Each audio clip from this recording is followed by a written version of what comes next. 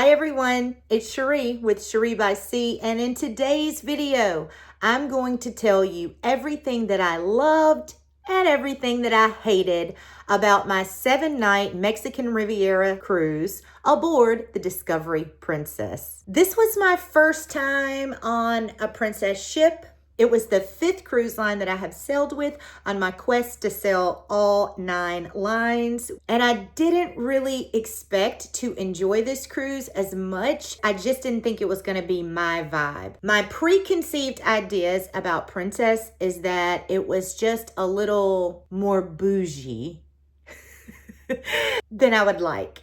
I don't consider myself to be a really bougie type of person. For instance, I really enjoyed the kind of backyard, down-home barbecue vibes on the Carnival Jubilee.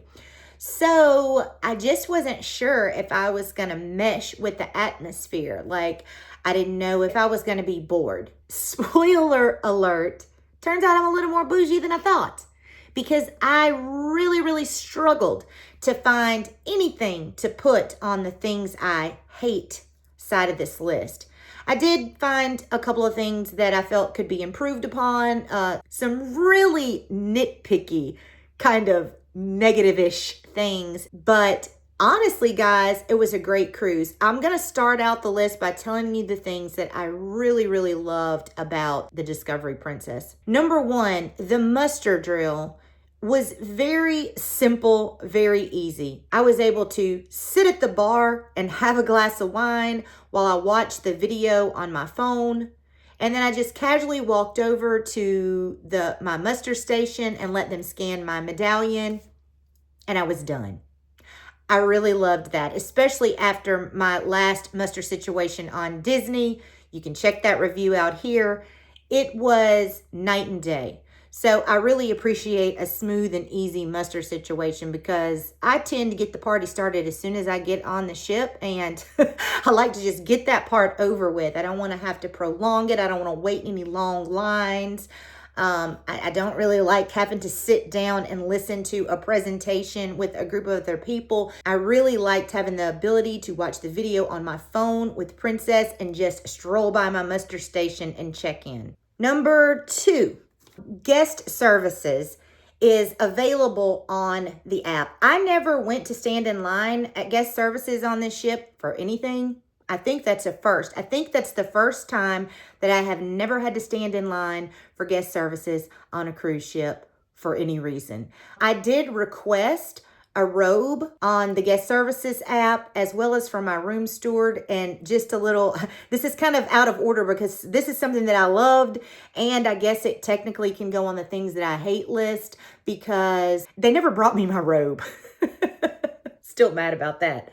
But anyways, in theory, and I know that it works for a lot of other people that I talk to and that I've seen other commentaries on this service, I know that it worked well for other people. You can just send out a request on guest services from your phone and wait for someone to get back to you that way through the app. And so that was another thing that I really loved about the Princess ship. These glasses are dirty. Can see better with them off. Okay, that brings me to the next thing that I really loved about Princess, and that is the medallion system. Look, this medallion was just so convenient and like so high tech. I just felt like it was bringing us into this century, you know, and you're able to get accessories. Like I had a cute little bracelet, which I'll put a clip of that in here, and you just use that for everything, just like you would your room card on all of the other cruise lines. It was just easier to keep up with. It looked cuter. You could also track like other people in your group. Like, so if you were with your family or your significant other on this cruise, you can see where they are. It's got GPS in it. Your room door automatically unlocks as you approach. Now, you do have to get really close. You know, it's not going to unlock when you're down the hall. You get basically right up to your door and it recognizes your medallion and it unlocks the door. This is really great if you're going to get coffee or drinks or snacks and bringing them back to your room and you have your hands full. You don't have to go digging around for your key card to get in your room. I found that to be very convenient And one of the things that really sets Princess apart from other cruise lines, I don't know why they all can't get on board with the Medallion system. Like, come on, how hard can it be?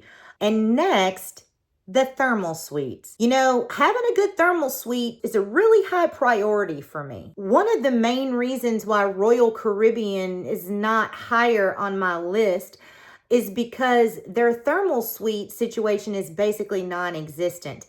And every other cruise line that I've been on, including MSC, which was the least expensive and the one that I had the most negative things to say about, here's a link to that video.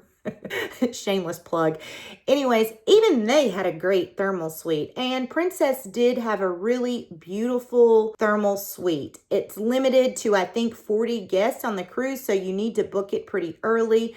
And I got a pass for the week and I did not regret it. There were aromatherapy steam rooms and a dry sauna, plenty of heated stone loungers, and that thalassotherapy pool was just so relaxing, especially after walking around for miles and miles in the ports in the heat all day. It was a wonderful thing to be able to get up in the morning and start my day off like that. And I loved it. Next up on the list were the ports. Now, I've looked around a bit to see if there's other cruise lines that do these same ports. I went on the Mexican Riviera cruise, and the ports were Cabo San Lucas, Puerto Vallarta, and Mazatlan. And I gotta say that Mazatlan and Puerto Vallarta were probably my two favorite ports that I've been to.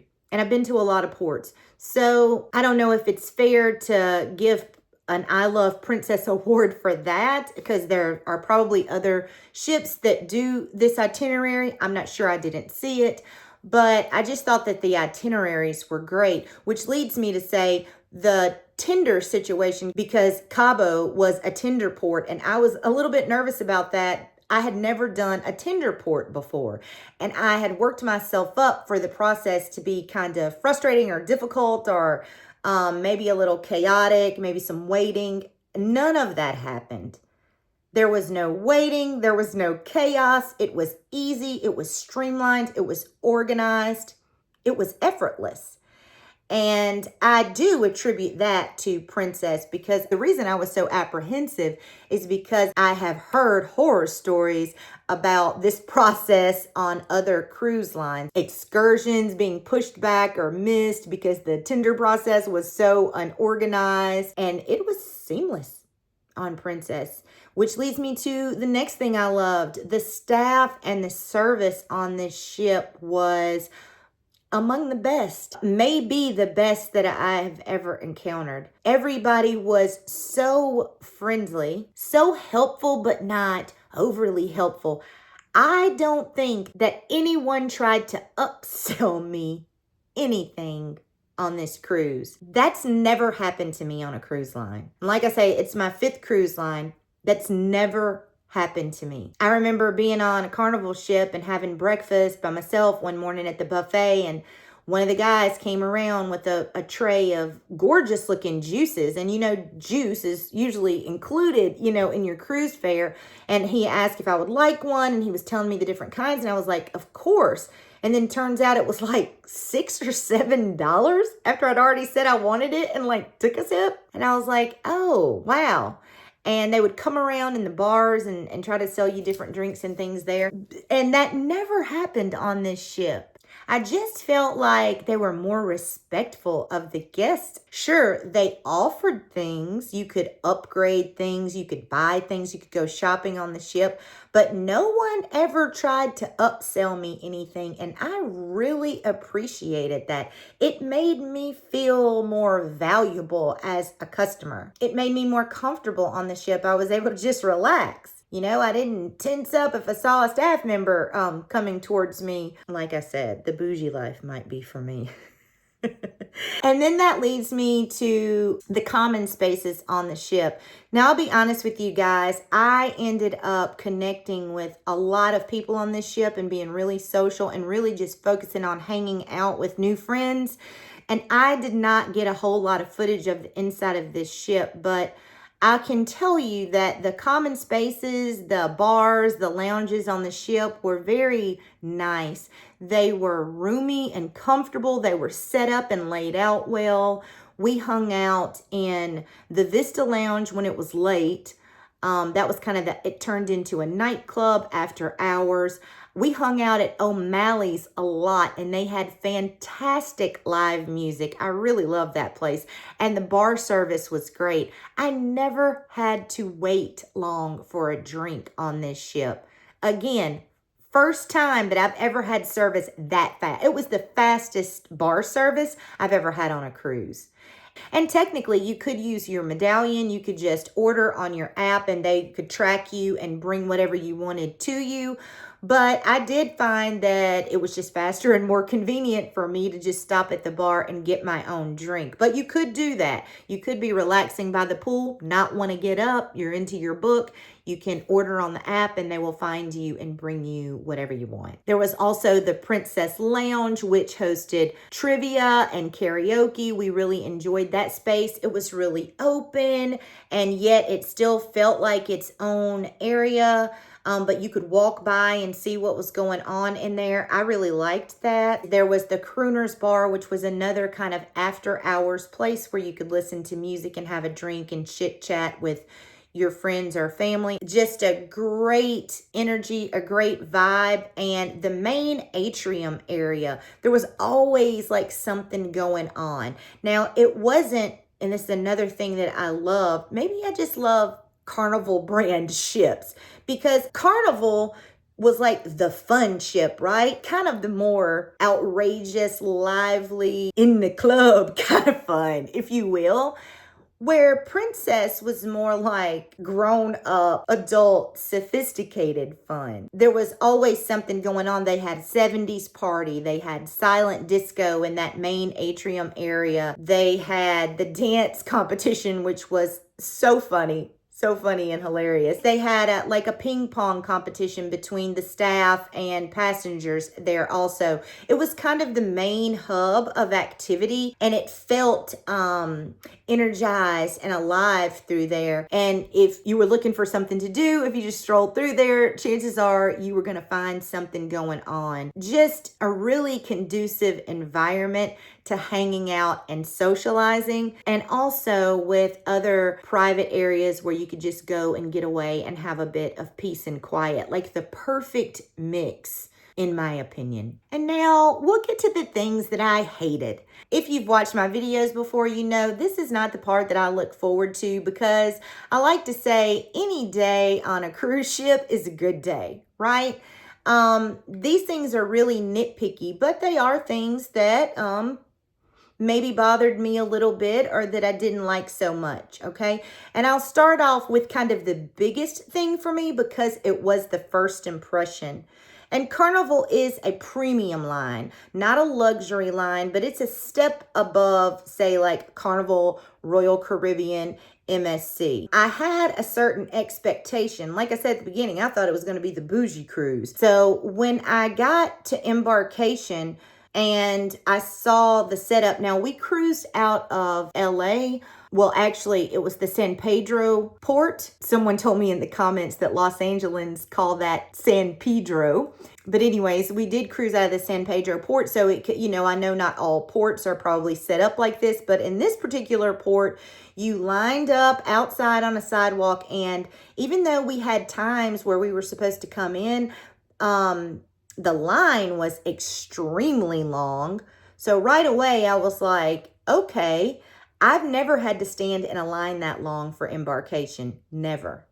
And then once we got through the outside part of the line, the next part of the line like wound through this tent area, and it was disgusting in there. I know for a fact that all of that garbage and trash did not get on that ground that morning. So no one had cleaned up prior to our arrival. It seems that the cruise line would have maintenance people that would kind of take care of that before, embarkation and after disembarkation, to make sure that that area is clean to welcome new guests. And it did not set the right vibe for me getting on the ship. I started to get a bit nervous about what I was getting myself into. So I think that that could have been done a lot better. First impressions matter. That's what they say anyways. Next, the entertainment. Now, the entertainment wasn't terrible on the ship. It just wasn't that great. It was just kind of okay. I think maybe Royal Caribbean and Disney might have spoiled me for entertainment, and even Carnival was way better than the entertainment on this ship. It was just really mediocre. There was some good talent. If you like just sitting and watching people sing, there was, I wish I could remember the name of the show, but there was a lady who went from like the military. She was in the military and then she went into singing. And that was a fun, enjoyable show. She was a great singer. I didn't take any, but I don't like taking video footage in shows because first of all, they ask you not to. I'm a rule follower most of the time. And second of all, I just think it's a little disrespectful. I was sitting kind of in the middle and I don't like to draw attention to myself. Funny that I'm a cruise vlogger because I don't like that part of it. But I was sitting with people that were in the middle and I just didn't get any footage. But there was a rock opera show that wasn't, the opera part was great. The rock part, not so great. So I'm just going to say that the entertainment, I'd give it like a C plus because the singing was really good. That one singer was phenomenal. She was great, but it just wasn't that stimulating. You know what I'm saying? So it was just okay. It would not stop me from cruising with Princess again. In fact, I can't wait to book another Princess cruise, but I'd probably just skip the shows. And the last little thing that I have to complain about, and this is really stretching it, but I did order room service once for breakfast there, and I literally like had to spit my eggs out because it was like chewing rubber. I don't know what they did to those eggs, but that breakfast was not good at all. And that's all I have to say about that. I mean, it was just a bad room service breakfast. Overall, I would definitely give my Princess experience an A+.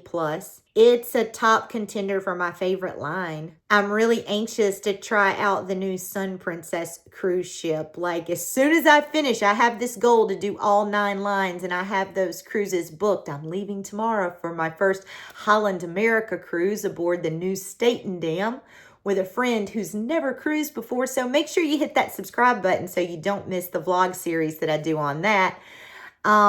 But as soon as these 9 lines are knocked out, unless one of these last ones just blows them out of the water, Princess so far will be the one that I'm most anxious to book next. It was delightful. It was not pretentious at all. One of the things, the dress code and thing, I was like, am I gonna, because sometimes, you know, I like to wear cute outfits on vacation, but sometimes I just want to wear a t-shirt and shorts, and I was able to do that and hang out. Even went to a dance party one day in just my t-shirt and shorts, and I felt really comfortable. I didn't feel like I stuck out at all. People were dressed at all different levels. I didn't find that it was really formal or stuffy at all. I thought that it was a little more elevated, a little more sophisticated, a little more adult, which is great. That is a plus. This is not a ship that I would take my family on. Eli, my little Eli, who is 13, I think he would have been bored to tears on this ship. But if I were going with a significant other, maybe one day, or a friend, this is the cruise that I would want to take. And even solo, I think that it was really accommodating for solos. There were solo meetups. I went on this cruise solo and had a fantastic time. I would highly recommend this cruise line. And don't let the reputation, if you're kind of like me, you come from a blue collar background and maybe you really enjoy Carnival and you really enjoy Royal Caribbean, don't let that scare you off from Princess. It's not stuffy at all. You don't have to work. You can wear the same kind of outfits on Princess that you wear on Royal Caribbean. In the dining room at night, you cannot wear shorts or jeans with holes in them or anything like that. It is a premium line. You can just throw on some pants for dinner. You don't have to be dressed to the nines. You don't have to wear a tux or a tie or anything like that. You just dress like you were going to a nice dinner, you know, like you're an adult going out for dinner. It was really not intimidating at all. Anyways, guys, that's it. It was kind of short and sweet. I loved almost everything about this cruise. If you've enjoyed this video or found anything useful or helpful, please hit that like button, subscribe, and ring the notification bell. And until next time, happy cruising.